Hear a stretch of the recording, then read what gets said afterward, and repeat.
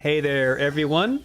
If you are wondering why you're watching a reindeer talk to you via your computer, mobile device, tablet, or phone, then let me just say, hi there.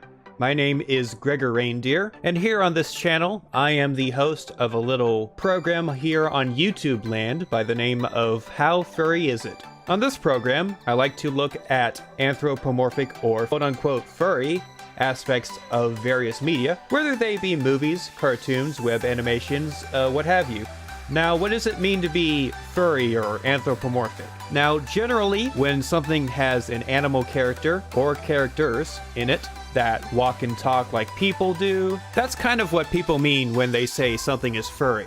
Sometimes this applies to those fancy costumes you see at conventions or public spaces, but let's not talk about that. Let's talk about movies and shows and all that. Now, there are different degrees of furriness, as I call it, in various media that I rate using my C.H.A.N.C.E system. This is a handy rubric I use that also happens to be an acronym for my 6 points of furriness. First, I look at cast, or how many characters there are in the story that are story relevant, as in main characters and side characters and all that, that are furry animal creatures. Then there's harmony, or how natural these characters are to the setting. Anthropocentrism, or how close these characters are to being human, like you and me. Well, not me, I'm a reindeer, but you get the idea. Then there's narrative, or how important these characters' animal nature is to the overall narrative of whatever I'm reviewing. And then commonality, or how prevalent these characters are outside of the main cast of characters.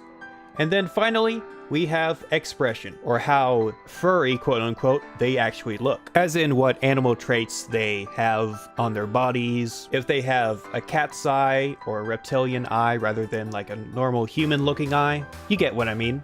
I take each of these points and rate them on a scale of 0 to 4. Then I add them up for a total score. And I prefer to use this system because it shows that there are different ways to express oneself using animals and nature in said work of art. And by work of art, I do mean a project, whether commercial or personal, that someone has worked on, that has some sort of meaning to it, whether it's good, whether it's bad, or whether it's just made for fun. See, I like to look for meanings in things when I watch something. It helps me appreciate it more, and hopefully it'll help you do the same. Now, I also do a bit of a general analysis / critique before I rate their furriness. So if this concept sounds fun to you, then go ahead and subscribe to this channel, check out a couple of my videos, check me out on Twitter, and stick around for more anthro analysis and antler antics.